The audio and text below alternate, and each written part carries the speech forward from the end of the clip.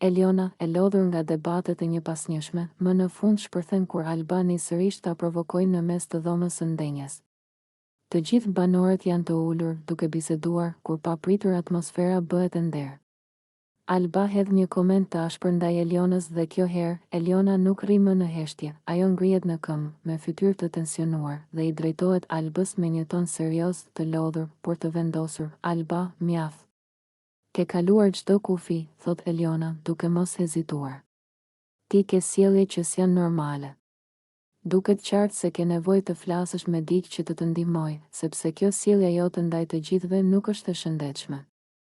Alba hap syt me habi dhe nervozizëm, por Eliona vazhdon pa e ulur tonin. Je gjithkohës me nerva, kërcënon, ul tonin e zërit të tjerët dhe pastaj sillesh sikur je viktim. Nuk është normale kjo sjellje.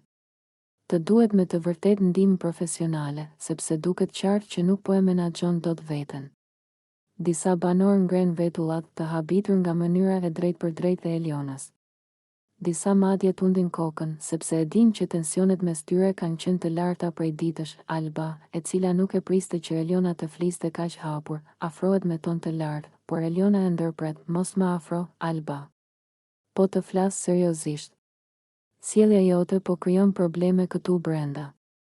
Njerëzit sillen kështu vetëm kur nuk janë mirë emocionalisht. Dhe unë s'kam pse t'i duroj shpërthimet e tua. Banorët fillojnë të murmurisin mes tyre, duke e vërejtur se Eliona këtë herë është krejt ndryshe, më e prerë, më e lodhur, më e sinqert në atë që thotë. Ti nuk je mirë nga ana emocionale, përfundon Eliona. Dhe duhet të kujdesesh për veten tënde para se të ofendosh të tjerët.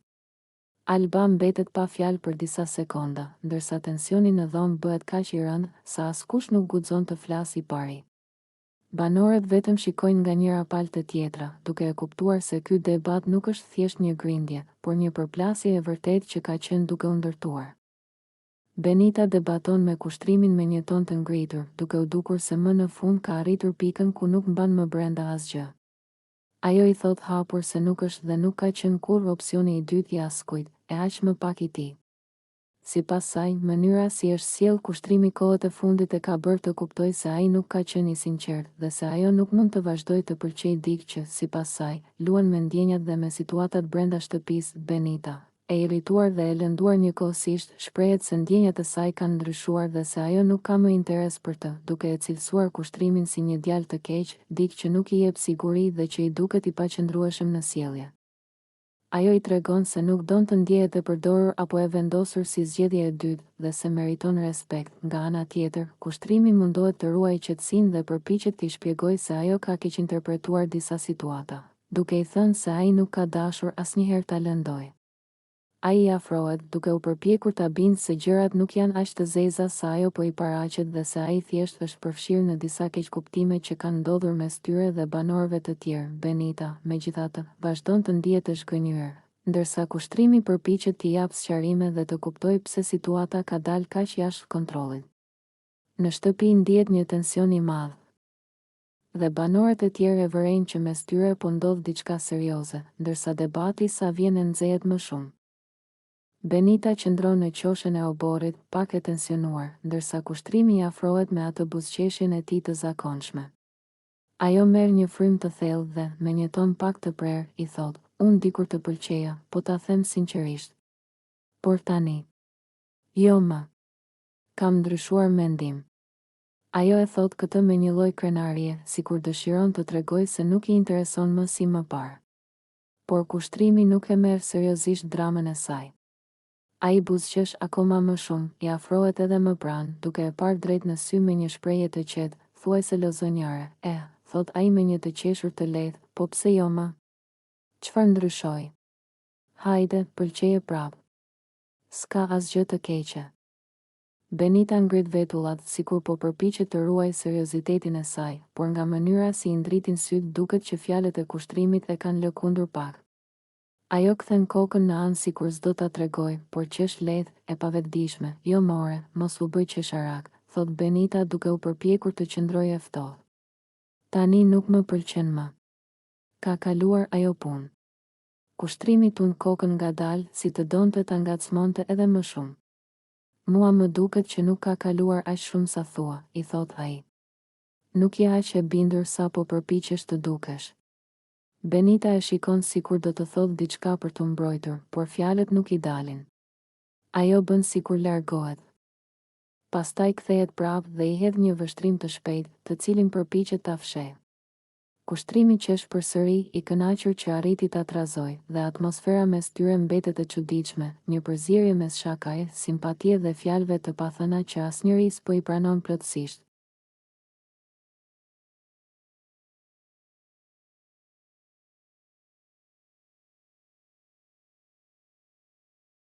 Eliona ulet në qendër të dhomës së ndenjes, ndërsa disa nga banorët janë rreth saj, duke e dëgjuar me vëmendje.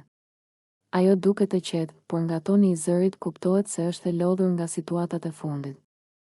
Me një frym të thellë, ajo nis të flasë, Elba thjesht po mundohet të më nxjerrë mua si të keqe, thot Eliona, duke tundur kokën me shgënjim. Ajo po përpiqet të tregoj sikur unë kam një anë tjetër, një anë të fshehtë, por unë s'kam asgjë për të fshehur. Nuk ka ndonjë anë të keqe te unë, sepse çdo gjë që jam, unë e tregoj hapur. Banorët e shikojnë me kujdes ndërsa ajo vazhdon, e prekur nga gjithë drama që ka shpërthyer kohët e fundit. Problem është se Alba është futur në një paranojë totale. Ajo mendon se unë jam kundër saj, se unë po bëj plane, se po e provokoj. Ndërkohë që unë vetëm jam munduar të rri e qetë në këtë shtëpi. Ajo ndalet për një moment, pastaj vazhdon me një ton më të sigurt, s'kam fare nevojë të sajoj apo të bëj lojra. Po flas troç, Alba po sajon gjëra që s'ekzistojnë. Ajo po përpiqet të krijojë një version timin që nuk është real, vetëm për të dukur vetë më mirë. Eliona shtyn flokët mbrapa dhe pshertin lehtë. Në fund të ditës, unë e di kush jam. Nëse Alba don të më nxjerrë si të keqe, është problemi i saj, jo imi. Unë s'kam ndërmend të bie në nivelin e saj. Banorët mbeten të heshtur për disa sekonda, duke e kuptuar se Eliona është sinqerisht e mërzitur, por edhe e vendosur të mos lejoj askënd t'i njollos karakterin.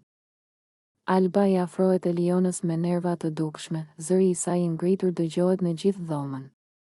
Tensioni rritet menjëherë sapo ajo nis debatin, pa e fshehur fare irritimin që i është mbledhur prej ditësh. Ajo i drejtohet Elionës me tone të ashpra, Eliona, ti fshihesh. Ti je fëmijë, as nuk di të përballesh me gjërat. Thot Alba, duke tundur duart në ajër sikur po kërkon të theksojë çdo fjalë. Ti si as reale, je dy fytyrshe dhe bën sikur je e mirë vetëm kur të intereson. Ndërkohë disa banorë të tjerë kthejnë kokën drejt tyre, të habitur me mënyrën si po flitet, sepse Alba duket sikur e ka humbur durimin krejtësisht. Ajo vazhdon, pa u ndalur.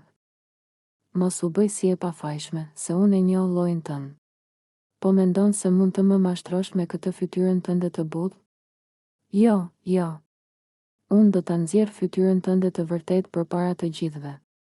Eliona e shikon e habitur, e mërzitur, por përpiqet të ruajë qetësinë, ndërsa Alba vazhdon të flasë sikur ka kohë që e ka pritur këtë shpërthim.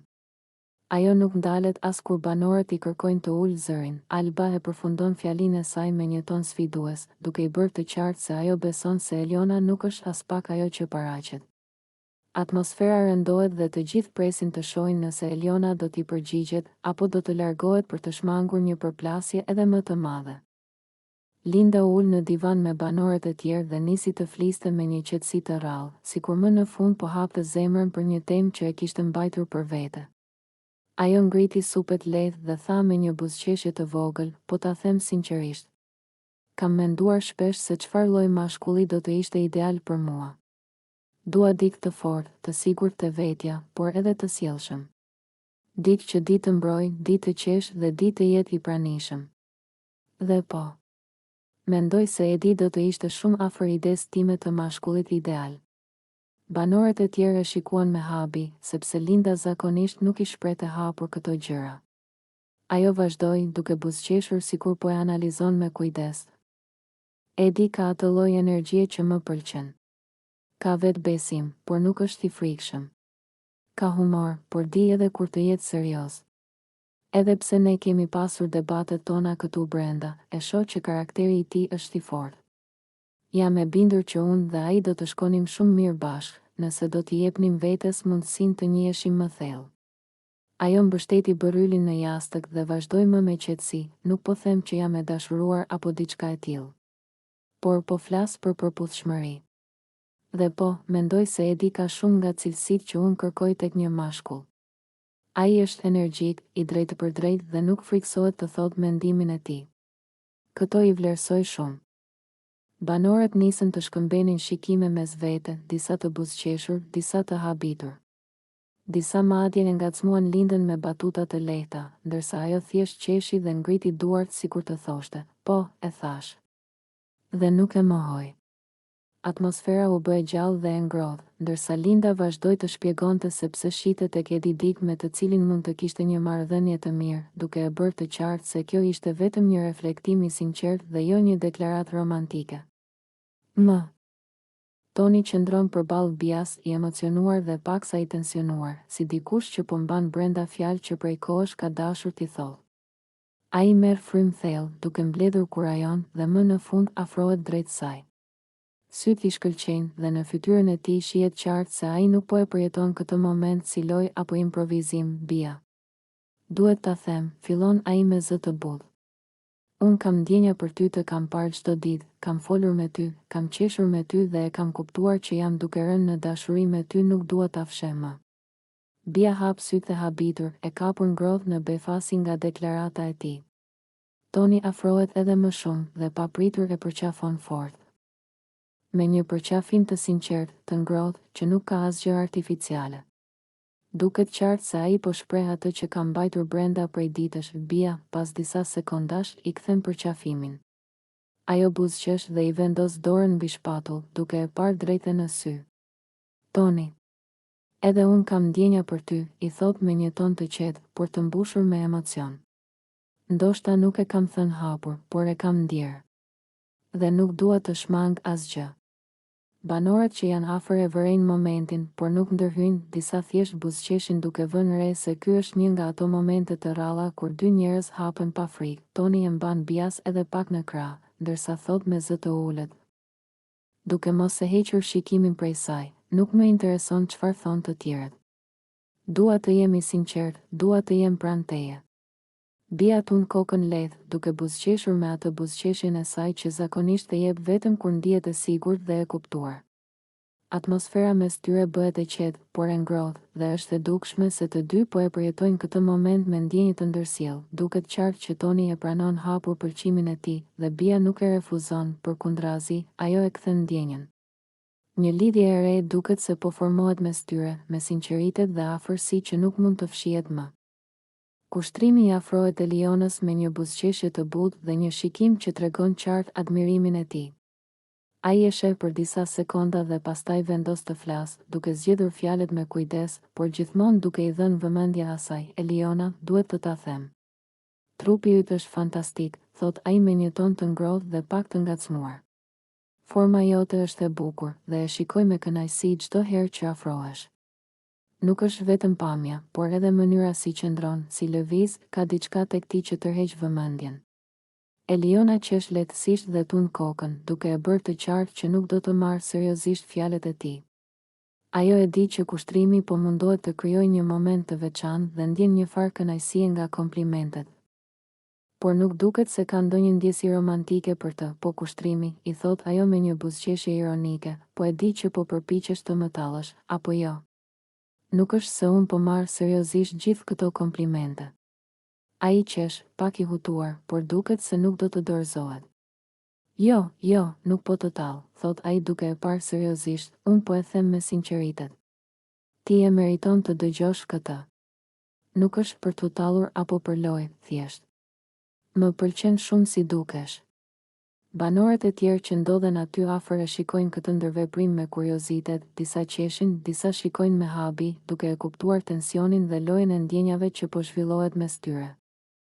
Eliona i kthen një buzëqeshje të qetë dhe shtrëngon pak krahët, sikur të thoshte, po e di që po më pëlqen, por mua nuk më rëndon fare kjo. Nuk dua që ndjenjat të tjera të përfshihen këtu. Kushtrimi tund kokën, por buzëqeshja nuk largohet nga fytyra e tij. Është e qartë për të gjithë se ai po e pëlqen shumë Elionën, por ajo vazhdon ta shohë vetëm si një shok, duke ruajtur distancën dhe duke mos lejuar që ndjenjat e tij të ndikojnë në marrëdhënien e tyre. Momenti mbetet i tensionuar, por gjithashtu i lehtë dhe plot humor, duke treguar se pëlqimi i kushtrimit është i dukshëm, por nuk ka përgjigje.